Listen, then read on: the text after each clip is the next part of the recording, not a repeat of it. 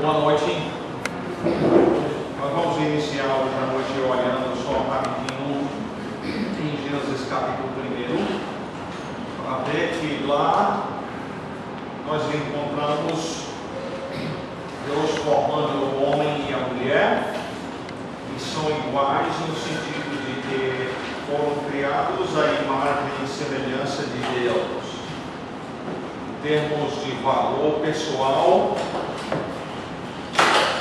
nenhum é superior ao outro em termos do valor pessoal.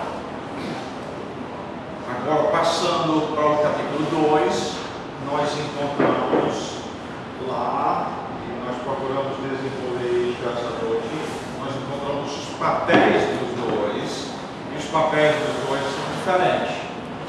O homem foi formado primeiro, a mulher foi formada segundo. Não porque Deus tivesse esquecido de alguma coisa, sempre foi o plano dele assim. Criou o homem primeiro, porque o plano dele era que o homem fosse o cabeça, e por outro lado, o homem não poderia ser tudo que Deus planejou que ele fosse sem o auxílio da sua esposa.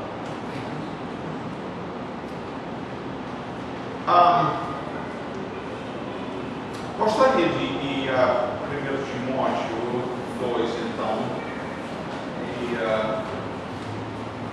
minha esposa me ajudou a corrigir uma coisa aqui, eu agradeço a ela. 1 Timóteo capítulo 2, e nós vimos essa noite que nos versículos 11 e 12, lá diz: a mulher aprenda em silêncio com toda a submissão, não permite que a mulher ensine, nem exerça a autoridade de homem, porém em silêncio. E aí nós vimos no versículo 13, porque primeiro foi formado Adão e depois Eva, isto sendo a razão pela qual o homem deveria ser o cabeça não somente no lar, mas na igreja também. Mas então, eu disse que 14, versículo 14, a queda era mais uma razão pela qual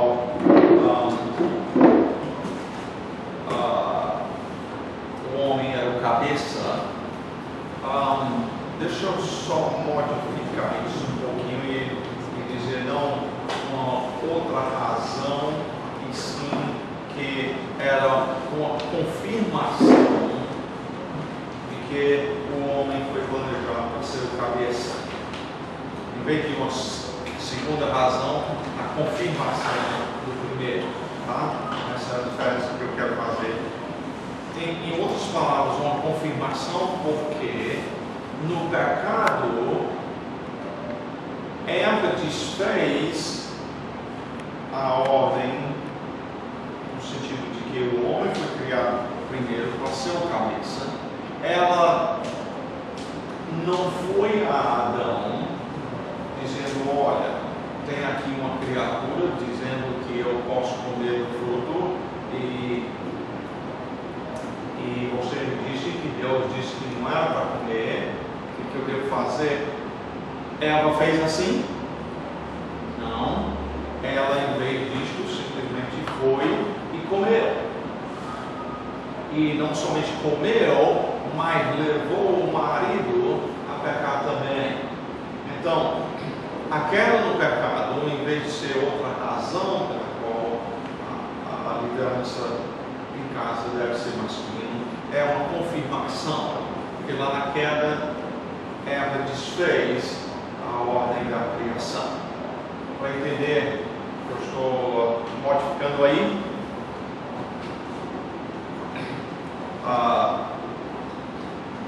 pois bem, vamos voltar então à nossa apostila onde nós deixamos ontem à noite.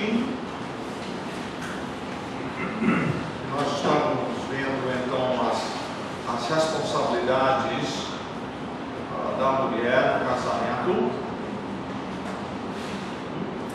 E o segundo é a responsabilidade, o primeiro foi a responsabilidade da mulher ser submissa ao marido, e o segundo é a responsabilidade da esposa amar o marido e os filhos. Amar o marido e os filhos. Tito 2, 4.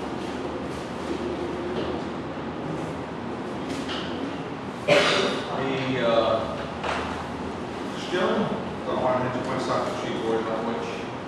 Tito 2 e 4. A fim de instruírem as jovens recém-casadas a amarem o marido e a seus filhos. Muito bem, se a mulher não se casa, pelo menos o marido tem. E no plano divino, normalmente vai ter filhos também. Então, Paulo escreve aqui dizendo que as mulheres mais idosas devem instruir as mais novas a amar o marido e aos filhos. Então, se você é uma mulher recém-casada, você pode aprender, melhor aprender isto de uma mulher idosa, que é também piedosa. Se você é uma mulher mais idosa, você deve ensinar isto às mais jovens. Ordem bíblica que seja feito assim.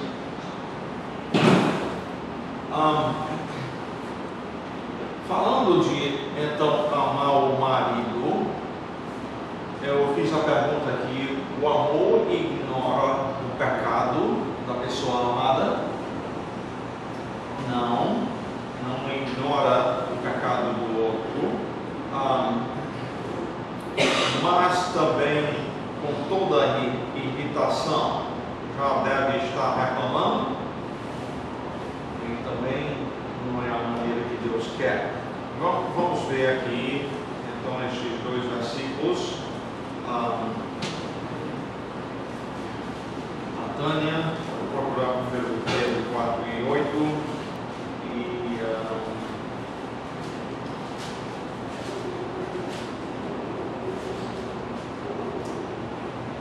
Eliane pode procurar o Provérbios 25 e 24.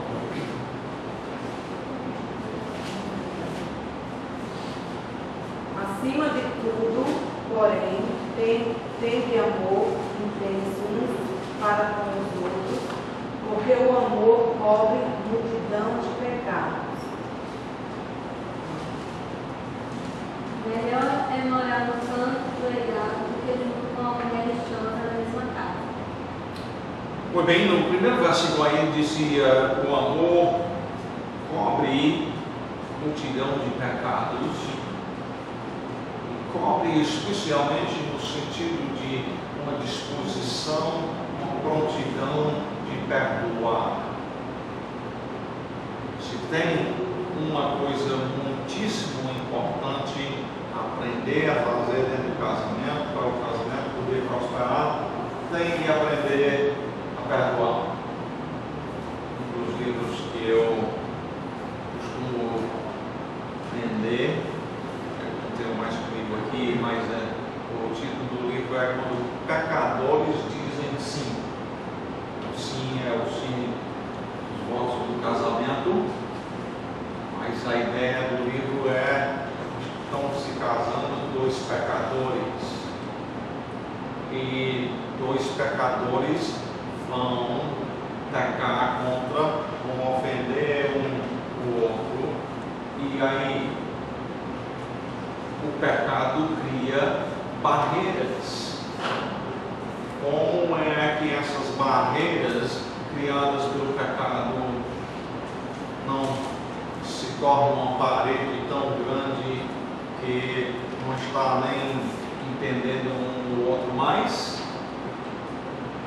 Às vezes a barreira, o muro está tão grande, mas ainda joga lixo por cima para atirar no outro, né? Cada vez ofendendo mais e mais. E Deus quer, ao contrário, que com amor nós perdoamos a pessoa, assim como Deus nos perdoou. Nós não perdoamos por natureza, mas se Cristo nos perdoou, Ele nos perdoou. Aliás, perdão é porque é merecido? Não. Perdão nunca é merecido. Quando se faz um mal, o que merece é castigo. Mas perdão que cobre ou apaga aquela ofensa. Agora, como nós vimos, lê de novo lá o versículo de Provérbios, Daniane. Melhor é morar no canto do eirado do que junto com a mulher chora na mesma casa. Pois bem, em outras palavras,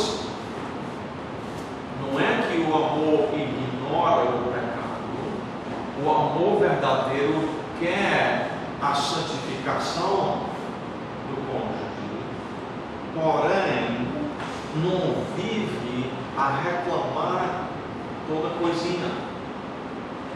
O amor verdadeiro procura aquilo que vai edificar para a santificação dos outros. E há uma terceira responsabilidade então da mulher, em termos do papel dela, a responsabilidade dela seria ser uma boa dona de casa. E para isso nós voltamos a Tito 2, em versículo 5.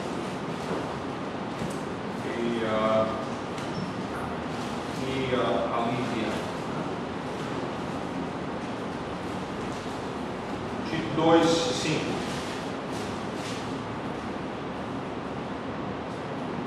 A serem moderadas, aspas, boas donas de casa, sujeitas aos seus maridos, a fim de que a palavra de Deus não seja blasfemada. Pois bem, então é uma das responsabilidades da mulher ser uma boa dona de casa, como diz aqui em Tito 2 e 5. De novo, é uma das coisas que as mulheres mais idosas devem ensinar as mais jovens a fazerem. Isto significa realmente ela ficar em casa, por exemplo, a mulher que passa o dia em casa vendo televisão, é uma boa dona de casa, que está lá. Bem, ser uma boa dona de casa não é meramente a questão de estar presente em casa, passando o dia vendo a televisão, não faz dela uma boa dona de casa, não. O marido trabalha então para ganhar o sustento da família, ela trabalha para cuidar daquilo que o marido trouxe para casa. Nós ouvimos um testemunho interessante de nossa vizinha, que aliás mora justamente na casa onde a Manalda foi criada por muitos anos. O nome dessa vizinha é Ivonete. Faz pouco tempo que mora lá. E o marido trabalha fora de casa, ganha pouco. E ela também tem 4 filhos, uma moça, os outros 3 são adolescente, chegando perto de jovem. Então, tem uma responsabilidade significante, um homem que ganha pouco. E então ela trabalha fora de casa. E a minha esposa, falando com ela sobre a importância dela ser uma boa dona de casa, ela disse então, sabe, eu tenho trabalhado muito para poder botar mais coisas para dentro de casa, para os meus filhos poderem ter uma vida mais confortável. E depois de tantos anos fazendo isso, a verdade é que nós não temos nada. Compram um sofá, os meninos destroem. Compram uma mesa e cadeiras e os meninos destroem. E ela estava passando a ver que ela trabalhou tanto pensando que iria dar uma vida melhor para os filhos, por dar coisas que para eles não tinha valor e simplesmente destruíam.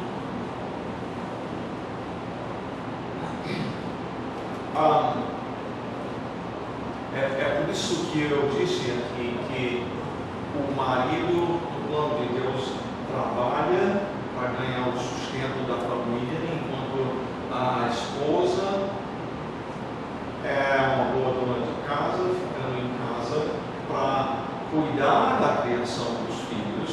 A sua presença é mais importante do que ter cadeiras para sentar em cima ou um sofá. Entendo, não estou criticando quem tem essas coisas.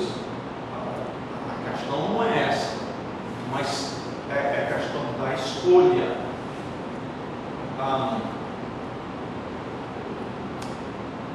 E a verdade é, ao mesmo tempo, que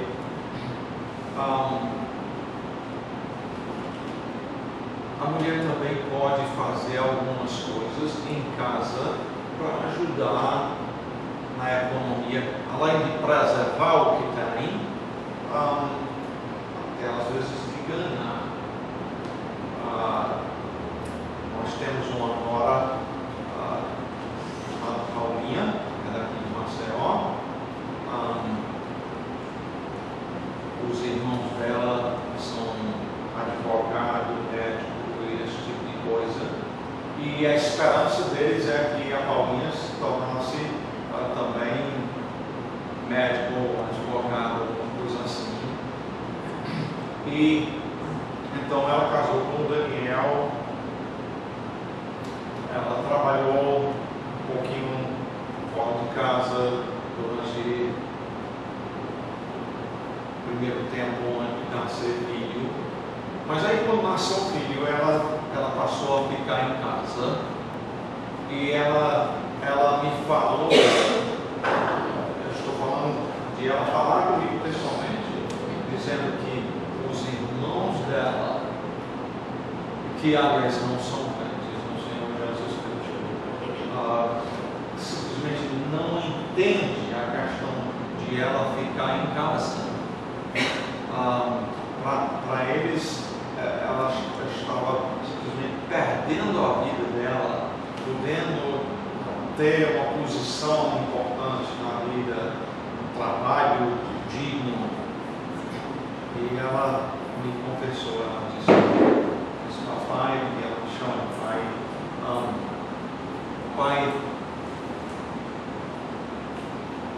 eles simplesmente não entendem o prazer que eu tenho de ficar em casa e ser esposa do Daniel e cuidar dos meus filhos.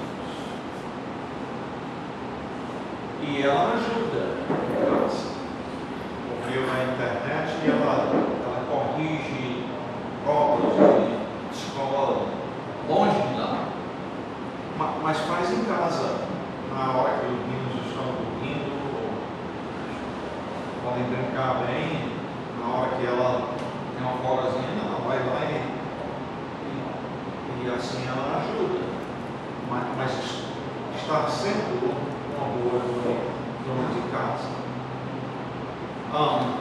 Eu uso isso para uma ilustração, né? Que é uma questão de algo que realmente aconteceu comigo, na história da Paulinha.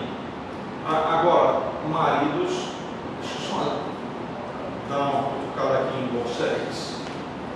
Entendam que a sua esposa lá no mundo não vai receber elogio por ser uma boa dona de casa.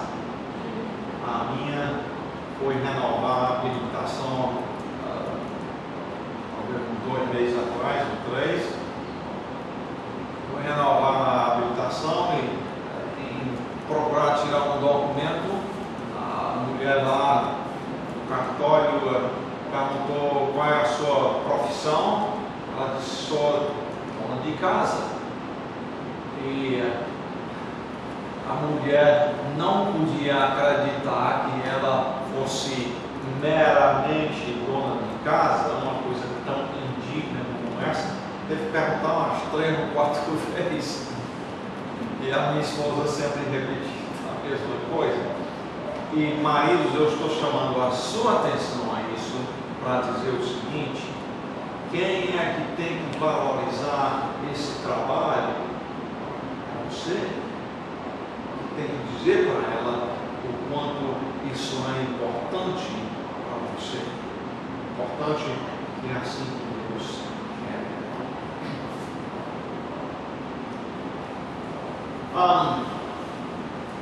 Então, vamos lá na conclusão. Na área das suas responsabilidades como marido ou esposa, você tem sido influenciado ou influenciada pelo pensar do mundo? Dificilmente algum de nós possa dizer: não temos sido influenciado. Certamente com alguns mais, outros menos. Mas a questão então você vai deixar a palavra de Deus corrigir o seu pensar, ou você vai continuar pensando como o mundo pensa? Pois bem, aí termina a nossa revisão e terminando o estudo de ontem, vamos então ao plano divino para o sexo. Minha esposa vai distribuir isso para vocês agora.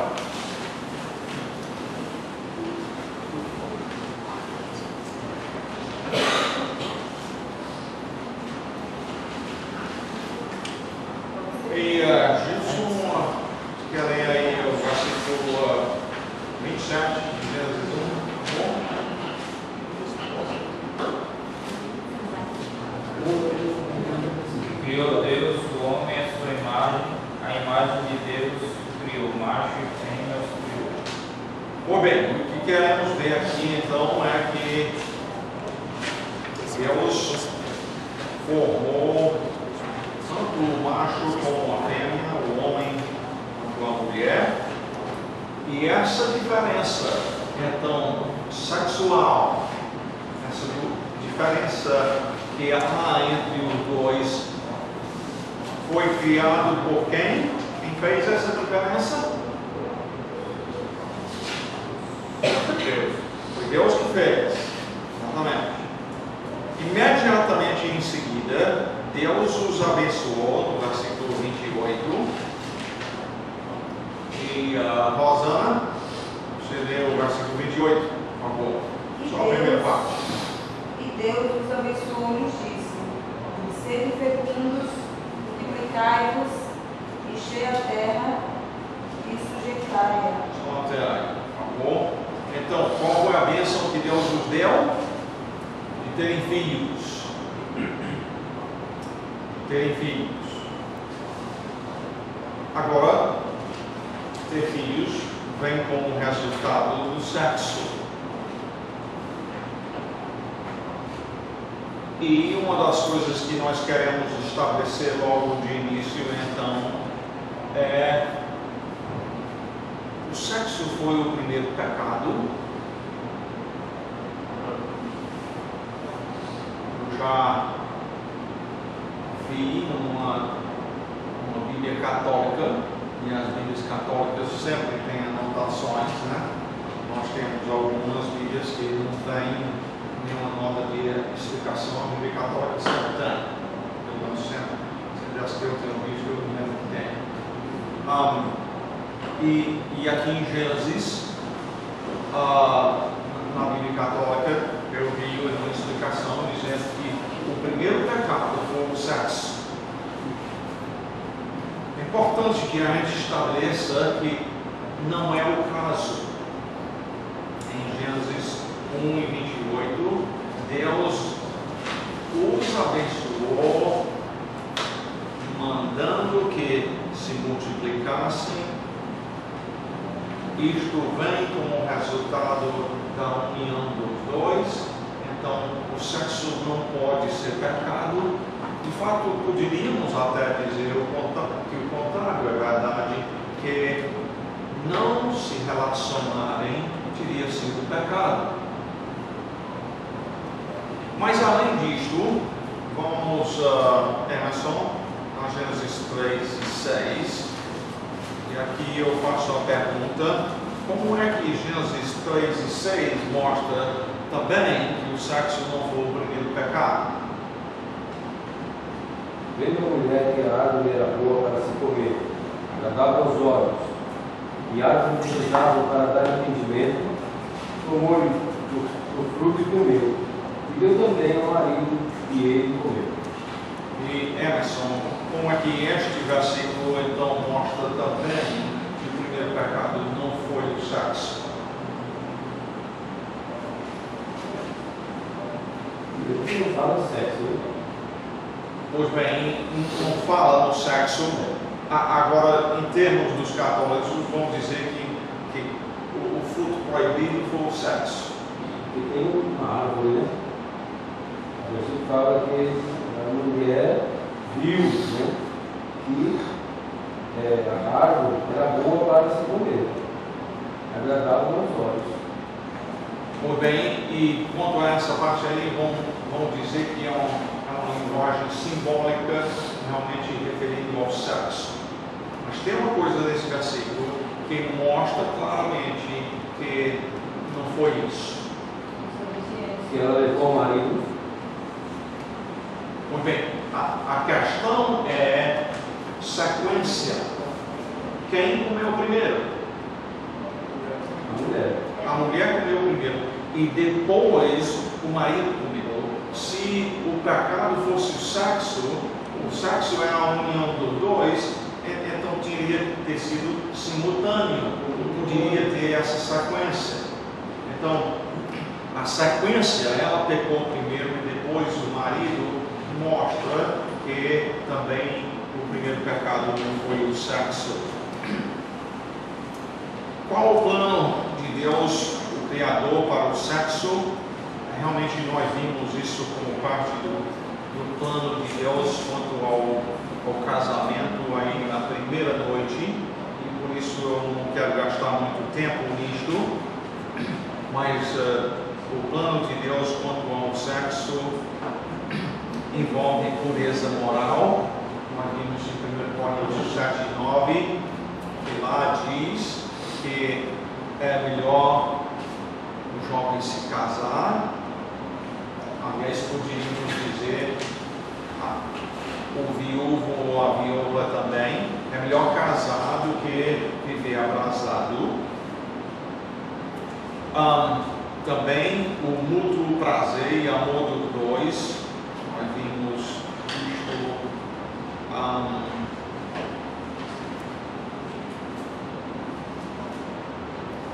foi ontem à noite, foi anteontem hoje. Mútuo prazer e amor dos dois. Se a ordem bíblica é não fora do casamento, por outro lado, a ordem é sim dentro do casamento. E terceiro, a procriação que nós acabamos de ver em Gênesis 1 e 28, a questão de que Deus ordenou que tivessem filhos. Agora vamos a 1 Coríntios capítulo 7. Nós já estivemos lá antes, mas queremos observar mais algumas coisas aqui hoje à noite. 1 Coríntios capítulo 7 e versículo 3. Já mencionei antes a corrupção imensa na área do sexo, na cidade de Corinto, que em termos da própria religião envolvia uma imensa prostituição. E, em consequência disto, algumas pessoas achavam que agora, se tornando crentes, aquilo não devia fazer parte das suas vidas, que era uma coisa mundana ou até imundo, pecaminoso, porque para eles tinha sido. Mas aí Paulo diz, acho que é sobre essa, quer ler versículo 3, por favor? O marido concede a esposa o que lhe é devido, e também, semelhantemente, a esposa ao seu marido. Nada. A mulher não tem poder sobre o seu próprio corpo, e sim o marido. E também, semelhantemente, o marido não tem poder sobre o seu próprio corpo, e sim a mulher. Pois bem, primeiramente, então, no versículo 3, a Bíblia fala do sexo em termos de uma dívida. Tá? Uma dívida que o marido tem para com a esposa e a esposa para com o marido. E além disto, no versículo 4, Paulo diz que uma das coisas que o jovem precisa compreender é que quando for se casar, o seu próprio corpo, que tem suas partes, inclusive pessoais, que são cobertos normalmente e que ninguém toca e assim por diante, porque é privativo e pessoal. O jovem precisa compreender que quando se casa, isso aí muda, porque o corpo do marido passa a pertencer à esposa e vice-versa, do mesmo jeito.